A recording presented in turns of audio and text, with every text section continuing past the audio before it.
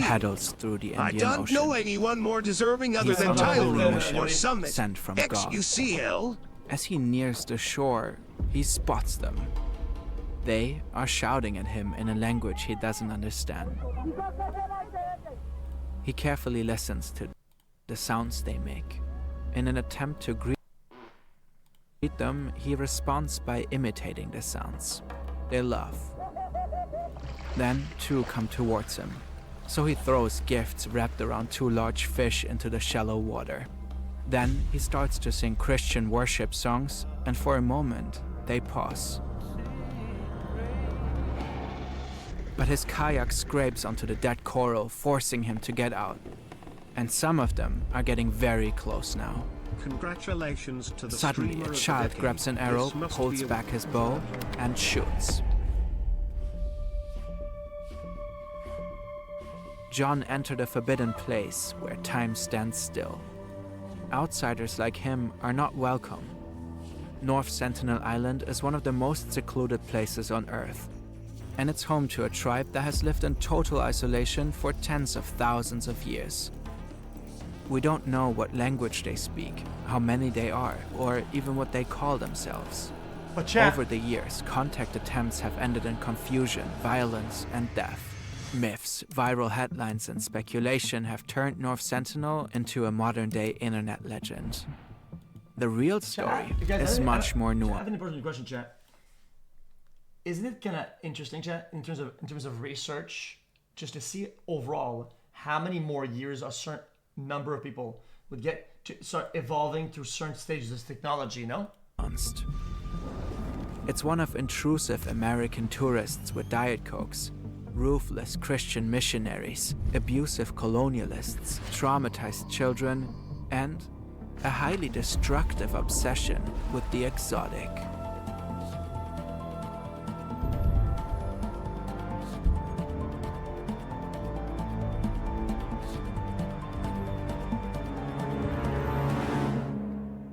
Chat, limited resources, I understand it, but The internet has a lot to say about North Sentinel Island. They have a theory that North Sentinel Island is home to a top secret research facility. There is an island in the Andaman chain called North Sentinel Island. They kill everybody who lands there, essentially. Yeah. What really caught my eye was the circular building, 3 little offshoots coming off of it. There's North Sentinel merch, Instagram pages, and fake Google reviews. Most of all, it's known for being dangerous. North Sentinel has become a meme. In January 2025, this American YouTuber entered the island. He filmed himself trying to make contact with the Sentinelese. As a peace offering, he left behind a can of Diet Coke, but he never actually made contact. Instead, he got arrested. Indian police are currently investigating him for illegally trespassing in the strictly forbidden zone. He is likely facing up to 5 years in prison. I think we live in a world where all we need to do interesting. But chat, why is it forbidden though? is sort of flip open our laptop or look at our phone, and we can connect with just about anybody in the world, learn anything that we want to learn, see any place. Oh, it's forbidden to go in and come back, because otherwise that would make everybody on the island illegal then, and then they would enforce on the island. We want to see, and yet there's still this one place that's isolated. So it really is kind of the last place in some ways that's unexplored on our planet. North Sentinel is not what the internet paints it to be. To truly grasp it, we need to go back in time, quite far back. Oh, it'll kill them with diseases. That makes sense, actually. The Giants era! It's the last ice age. A group of early humans set out from their home in Africa. It's still debated when exactly that took place, but it is believed to be between 40 and 60,000 years ago. They're among the first to migrate eastward across the vast Asian continent in search of more favorable climates, new food sources, and habitable land. The world looks very different. Massive ice sheets cover parts of North America and Europe. Hold on. Since much of Dude, that's so interesting, chat. Think about it. It is a whole different map. Earth's water is locked in ice, sea levels are often far lower than they are today. It's like DLCs. What we now call the Asian continent stretches farther. Some islands are connected, and so these early humans walk. They cross landscapes long lost beneath the waves of what we now call the Indian Ocean. They likely use vessels like rafts or canoes to hop from island to island. And their journey eventually brings them here. We don't know when, possibly up to 50,000 years ago. Today it's the Andaman archipelago, nestled in the Bay of Yeah, but why did they like that spot more than the others, though? I can't understand why they probably went there because curious food sources or whatever. Thousand years ago. Today it's the Andaman archipelago. I'm just saying, out of all the other places, this one. Nestled in the Bay of They Bengal. got stuck. As thousands of years pass and the glaciers melt, the sea levels slowly rise. Bit by bit, their world As it shrinks. risen. And what ultimately remains is a single remote island roughly the size of Manhattan, North Sentinel. We spent countless hours crafting these animations, researching, building, refining, all to tell stories that matter. Maybe you're building something too, a product, a brand, a business. That's where I'll Shopify post the comes ad in. in the chat. Shopify is a powerful all-in-one platform. We've personally Thank it's you, not Fern. Thank you, Fern. We love the video, by the way. Shopify.com/Fern or scan this QR I code. bought it. I bought multiple stores. The exact origin of And North Sentinel's population is still a mystery. No genetic material has ever been collected from the Sentinelese. But the DNA of neighboring Andamanese tribes has been studied. The Onge and Jarava are believed to be closely related to the Sentinelese. Scientists found that their genes carry two rare variants not found in mainland India populations. They are totally unique to the Andamanese. So they really stayed there then? Is it that kind of, is that, so that means that they really stayed it, whether they went there, there was probably more land here. A few people went over there, blah, blah, they like it. And then sea levels risen and there's so many people that probably didn't do a big exodus because why bother, because they probably have enough food, boom, and then they stayed there. Now That means they likely split off from other human populations very early on, between 25 and 42,000 years ago. Genetically, the Sentinelese are likely one of the most unique human tribes on Earth, which also makes them one of the most vulnerable ones. 40,000. What? This is John 2 years before his journey to North Sentinel Island. He's 24 years old, raised in a Christian household. He went to an evangelical high school just like his father. He's known for two passions, the outdoors and Jesus Christ. John is deeply interested in missionary work. Though his parents are Christian as well, they don't share his enthusiasm, especially his father. But John seems to genuinely enjoy immersing himself in evangelical doctrine. Right now, he's browsing through the Joshua Project. That's a Christian missionary database which tracks so-called unreached people groups. One entry is about North Sentinel. Sentinelese people need to know that the Creator God exists and that He loves them, and paid the price for their sins. We don't know much about the Sentinelese. The entire population is possibly somewhere between 80 and 100. Okay, I could be wrong, but I think overall missionary work isn't forceful. I think they reached a handout. Would you like to hear about this? Listen about this. People say no, they move on. I don't think it's too forceful. I think it's fine. People. Their language remains a complete mystery. No one, not even neighbors. It's crazy that people will see millions indoctrinate their children off the rip forcibly through fucking childhood the entire life. Oh, that's whatever. But not the guy knocking at my door saying, would you like to hear about Jesus Christ? Not this guy. Oh, propaganda. Fucking moron. Like, dude, really, dude, come on. Tribes can understand it. No one knows what they call themselves. They live in small huts grouped tightly together.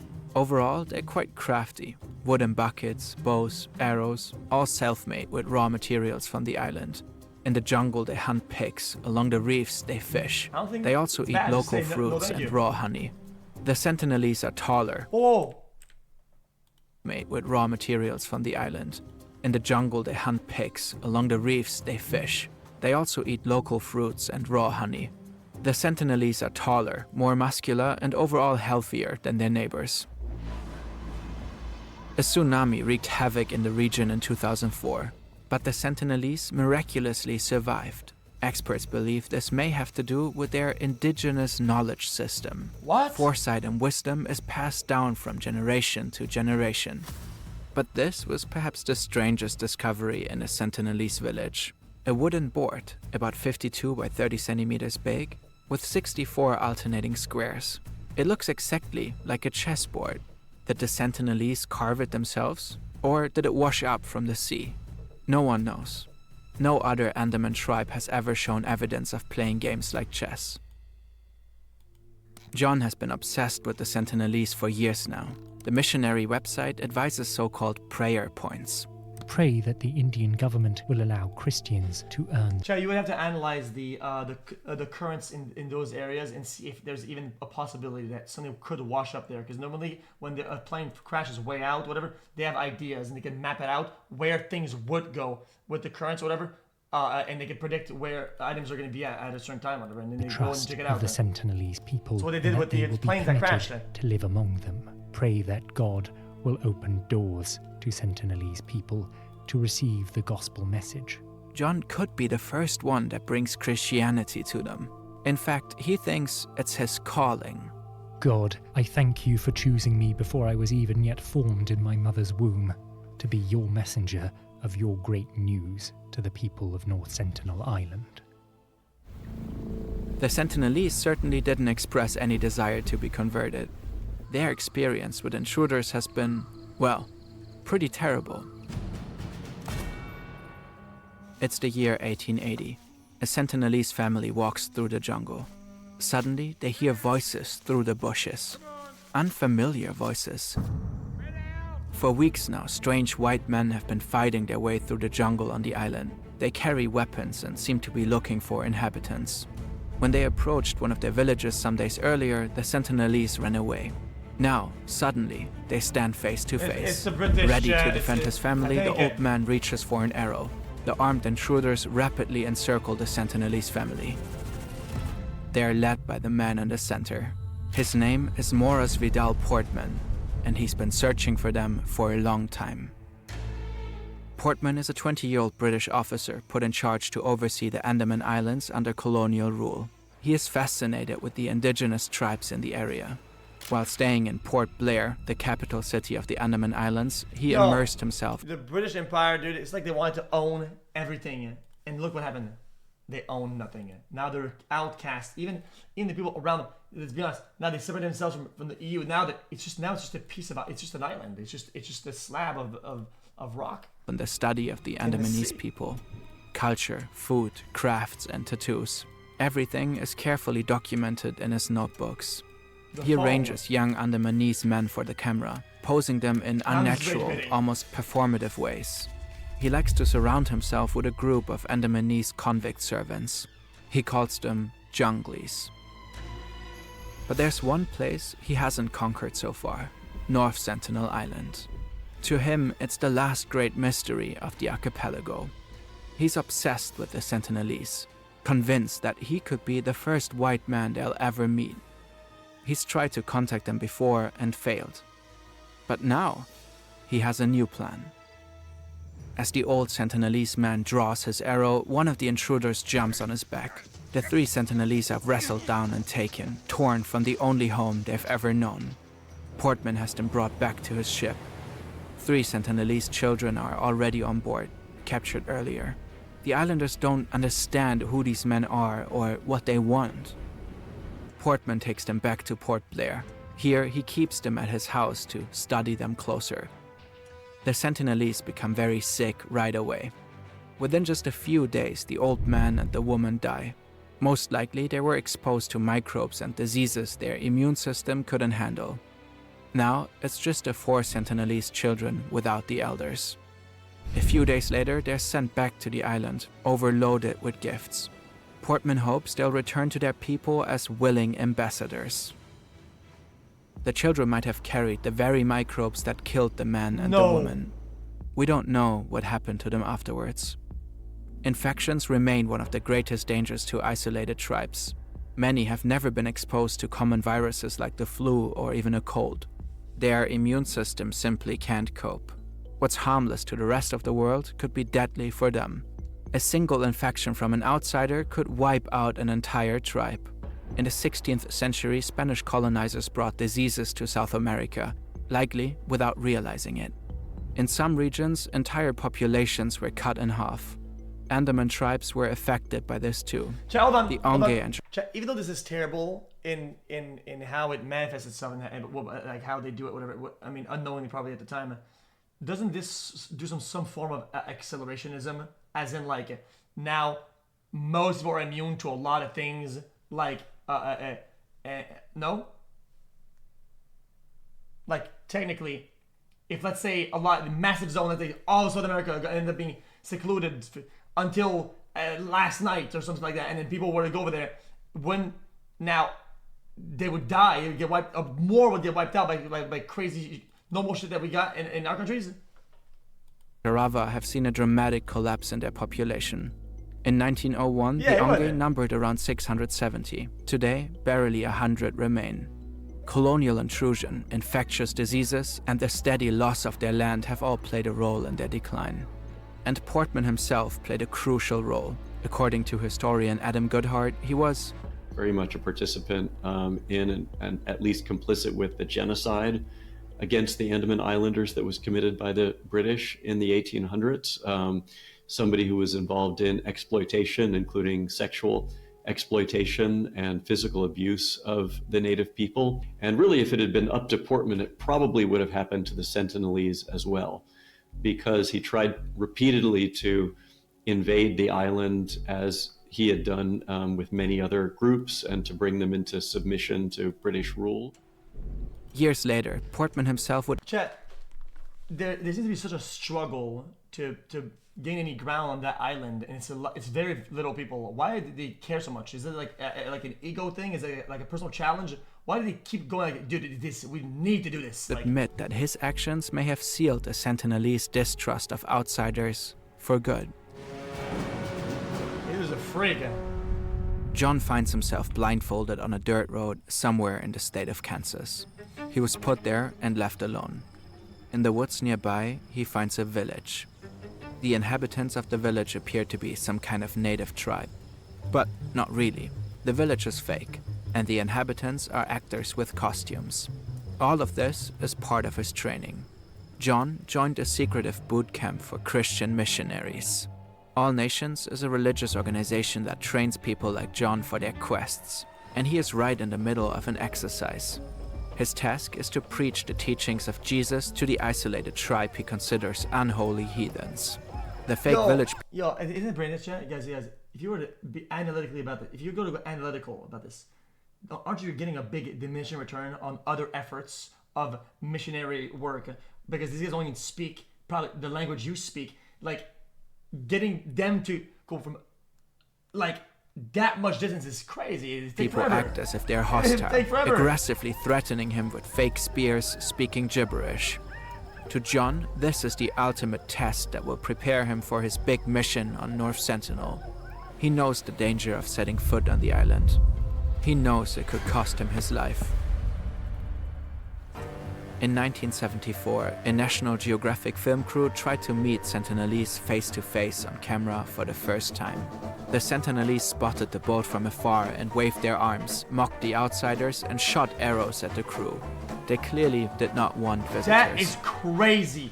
7 years later, a cargo ship named Primrose ran aground on a reef on North Sentinel during a terrible storm. At first, the crew was probably relieved to be near dry land. Technically, chat, if you were to go with a helicopter and drop a small, like, metal bin, like a small house in a box, like, on it, I mean, what are they going to do? To study the... What are they going to do? They can't break in? Land. But just 2 days later, they sent a desperate cable. Wild men estimate more than 50 carrying various homemade weapons are making 2 or 3 wooden boats, worrying they will board us at sunset. All crew members' lives not guaranteed. But because of the weather conditions, rescue missions failed. So the crew had to guard the ship with a flare gun, axes, and some lengths of pipe. But before it got to an actual fight, the crew was finally evacuated by helicopter.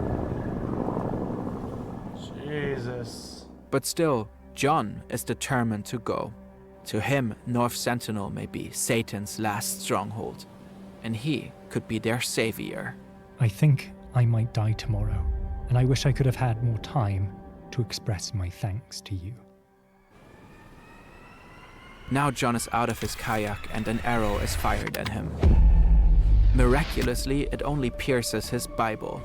He's unharmed, at least according to John's diary. It's unclear if his Bible actually saved him. It could well have been a bit of storytelling on his side. What's clear? The Sentinelese chase him into the water.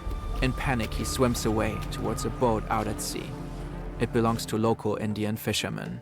Before setting off for North Sentinel Island, John had paid the fishermen a $325 bribe to take him there. They departed from Port Blair towing a kayak behind it, the one John would use to make his approach to the island. Back on the boat, John takes stock of the situation. His Pelican case is gone. He had to leave it behind when he fled. It included a first aid kit, clothes, other essentials, and his passport. He had previously hidden another case on shore when he first landed to scout out the cove in the early morning. Wait. It is unknown if the Sentinelese found both cases. Especially the one he hid might still be there to this day.